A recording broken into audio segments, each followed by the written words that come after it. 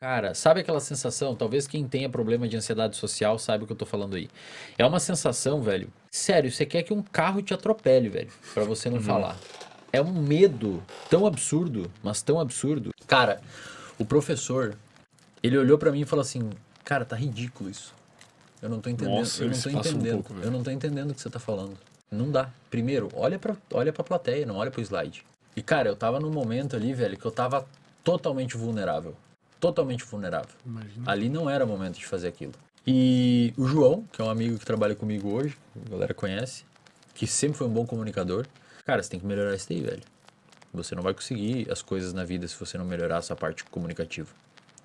E ele me falou uma coisa, talvez ele não lembre, mas ele me falou uma coisa no. Eu até me emociono.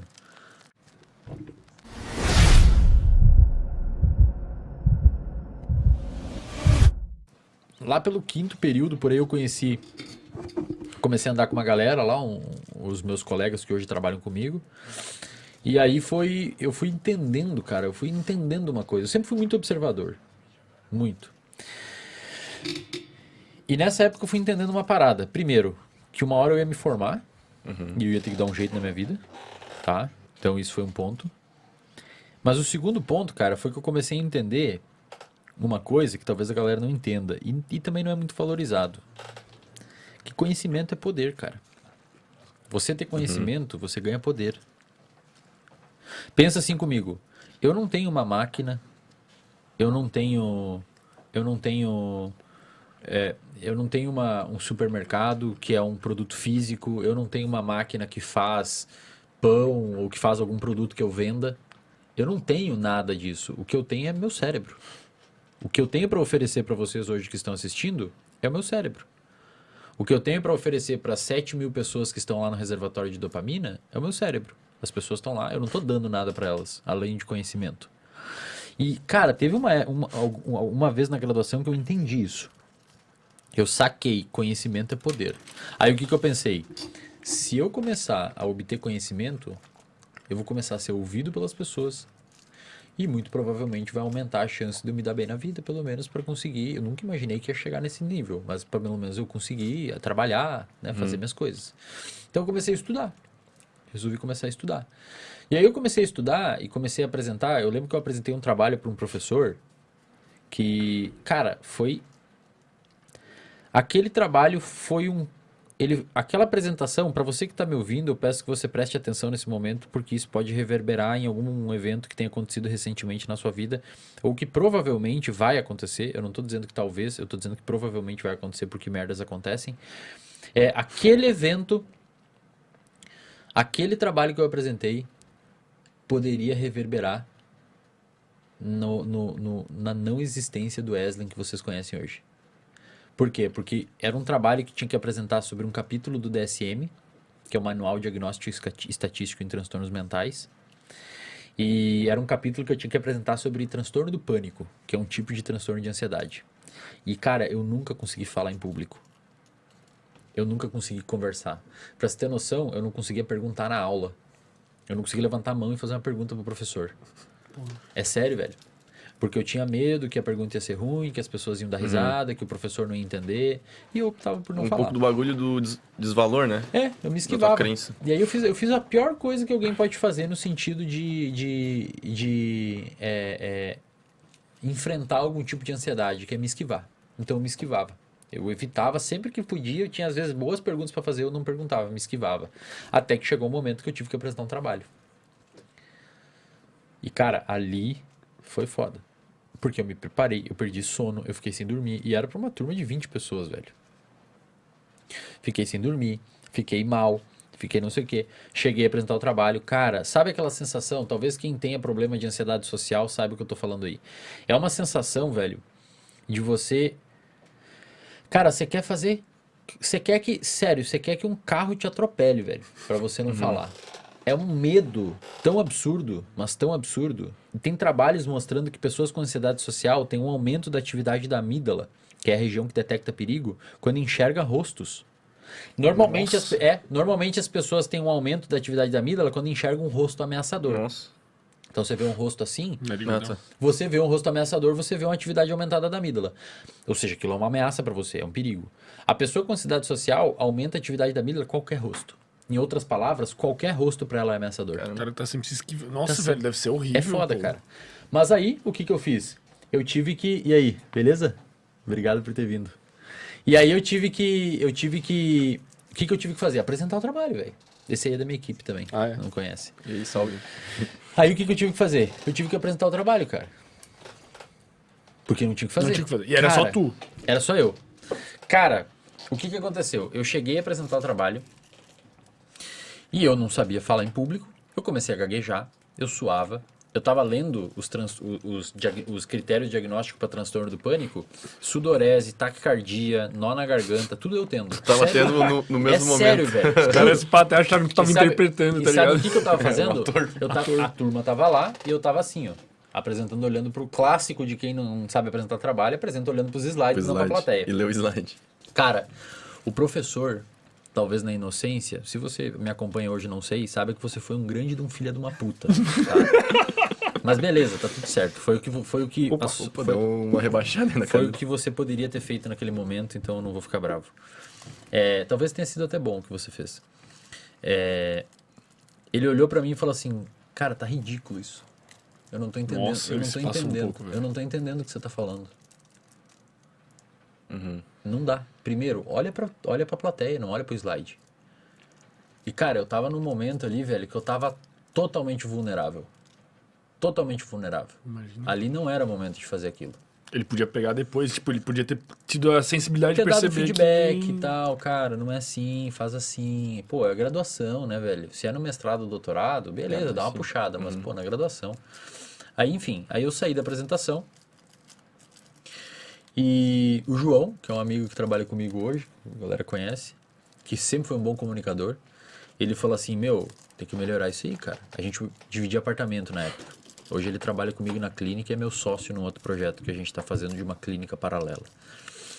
Então, olha, eu sempre trago as pessoas pra próxima a mim, que me ajudaram pra caralho. Isso é uma coisa que eu valorizo pra caralho, cara. Então o João me falou assim, cara, você tem que melhorar isso daí, velho. Você não vai conseguir as coisas na vida se você não melhorar essa parte comunicativa. E ele me falou uma coisa, talvez ele não lembre, mas ele me falou uma coisa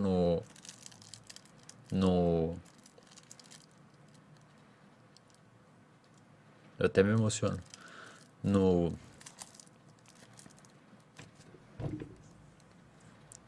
Na parada de ônibus, ele falou assim, cara,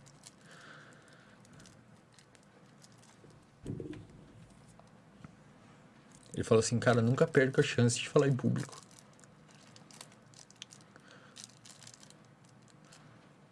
Ele falou, sempre que você puder, fala em público. Porque isso vai ser a melhor coisa que você pode fazer na sua vida. E, meu, aquilo ali entrou tanto na minha cabeça, mas tanto assim, velho, que eu falei, a partir de agora, sempre que eu tiver a oportunidade, eu vou falar. Não interessa. Não interessa se eu tiver medo. Pô, veio no momento certo, Não né? tô nem aí, cara. Eu fiquei na minha cabeça assim, velho, que... Então, obrigado aí, João. Ele sabe que eu sou muito grato. Inclusive, ele foi o primeiro que se beneficiou de tudo que eu tenho hoje, tudo que eu consegui. É a primeira pessoa que eu ajudo sempre. Do ponto de vista de trabalhar comigo. Até antes de eu ter clínica formalizada, eu direcionava paciente para ele. E depois daquilo, cara, eu comecei a encarar falar em público como uma obrigação, sabe? E falar em público, eu digo em vários níveis. Lá dentro do reservatório de dopamina, tem um vídeo que eu coloquei lá de como falar em público e a importância disso, que eu conto essa história e explico como as pessoas começam a falar em público. E é em vários níveis, cara. Você tem que falar em público, tipo assim, quando você for ao mercado. Uhum. E se você tem um pouco de ansiedade social, meu, se você for ao mercado, Já é fala difícil, com o atendente, cara. Dá um bom dia. Dá um bom pergunta dia como pro porteiro. Isso é um limiar que inicialmente pode não ser tão complicado, mas é importante você ir quebrando. Mano, mas é bizarro. Tipo, te ver aqui pensar que tem milhares de pessoas assistindo e depois vai ter milhões vendo e tu se expressa muito bem hoje em Cara, dia. eu não sabia falar em público, cara. Mas É é por isso que eu bizarro, falo para as pô. pessoas. O seu comportamento, ele é moldável. Você consegue aprender determinadas coisas. E essa parte de falar em público foi uma coisa que eu falei assim, eu não vou mais passar por aquilo que eu passei. Eu não vou mais passar por aquilo que eu passei. Eu vou aprender a fazer isso, eu vou começar. Aí sempre que surgiu, eu fui no DCE da universidade, que o pessoal não gostava muito de mim, mas tá bom. Não tinha uma fama muito boa no DCE. Aí o pessoal, eu falei assim, por favor, quando vir alguma empresa aqui chamar aluno de psicologia para fazer palestra voluntária, pode dar meu nome. E começou a pipocar. Então eu dei uma palestra numa empresa, dei palestra para 20 pessoas, 5 pessoas, 8 pessoas, e eu comecei em todas, cara. Garganta trancando, quase tendo uma crise de pânico, ficava sem dormir uma semana, mas velho, eu ia em todas. Cara, Falou, eu vou fazer essa merda. pegou o teu ponto fraco Eu e... vou quebrar ele no meio, velho. Eu vou fazer essa bosta acontecer e eu não quero saber. Isso não existe pra mim. Eu não vou ficar nessa merda aqui de não conseguir conversar com a pessoa porque eu tenho medo de falar. E aí eu comecei. Eu lembro que eu fui dar uma palestra num lugar lá que tinha uma Coca-Cola lá, não sei se tem ainda. Que era uma fábrica lá que girava lá da Coca-Cola. E eles me chamaram para dar palestra e era pra galera chão de fábrica, sabe? Que tinha... Como? Galera chão de fábrica. Chão de fábrica. É, tipo, o cara Tá, que trabalha o na produção, peão, dirige o Sim, carrinho entendi. e tal. E aí eu pensei, cara, eu fiquei extremamente nervoso, assim, velho. Com medo de falar merda, sabe?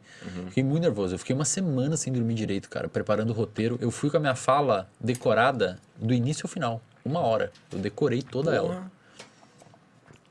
Travado, assim, muito ansioso. Depois eu dei uma palestra num negócio de eletricidade que tem lá, tipo a... O que é aqui? É Celeste aqui? Aqui é É tipo Celeste. isso, só que lá. Aí depois dei uma palestra numa fábrica de grãos, que tinha lá, numa empresa de grãos. Aí trabalhei num café, fazendo estágio, e tinha que fazer palestra para os colaboradores, que eram umas 10 pessoas. Cara, aonde tinha oportunidade, comecei a participar em aula. Então eu fiz uma meta na minha semana, de segunda a sexta, pelo menos 3 dias eu tinha que fazer pergunta. E participar da aula. E cara, aí comecei a desensibilizar. E aí, esses tempos, 3 anos atrás, eu voltei lá e dei uma palestra para todos os campos de todas as faculdades que eu depois de formado, sobre neurociência, e tinha umas 600, 700 pessoas. Porra. Aí tu já tava mais desenrolado. Bem mais de boa, cara. Hoje em dia tu sente assim um pouquinho ainda? Muito pouco, velho. Só qual foi a última situação que tu sentiu um pouco assim, que te intimidou? Cara, eu acho que foi... Aqui. Brincadeira. Eu acho que foi... Não sei, cara. Talvez no mestrado, quando eu entrei no mestrado, que... No mestrado é você que dá aula, né? Os alunos que dão aula. E aí, ali eu comecei a fazer uma coisa, cara, que foi dentro do ambiente profissional e acadêmico, eu comecei a obter evidências que iam contra a minha crença de desvalor e de insucesso e de fracasso. O que seriam essas evidências? Eu comecei a perceber que eu conseguia. E é isso que basicamente um psicólogo clínico faz com o paciente. Ele ajuda o paciente a perceber que aquela interpretação que ele tem do mundo é por vezes equivocadas e que não existe nada no mundo que justifique aquilo que ele está pensando dele. Então muitas vezes você se acha um merda, ou você se acha uma pessoa ruim, ou você acha que os outros são melhores, mas por vezes não tem nada que justifique aquilo. Então, o que eu comecei a perceber? Comecei a perceber, cara, eu consigo fazer essas coisas. Eu consigo falar, eu consigo articular, as pessoas me elogiam. Então, o que eu comecei a criar? Quase como se fosse um superpoder que no lado profissional eu tendo a me garantir.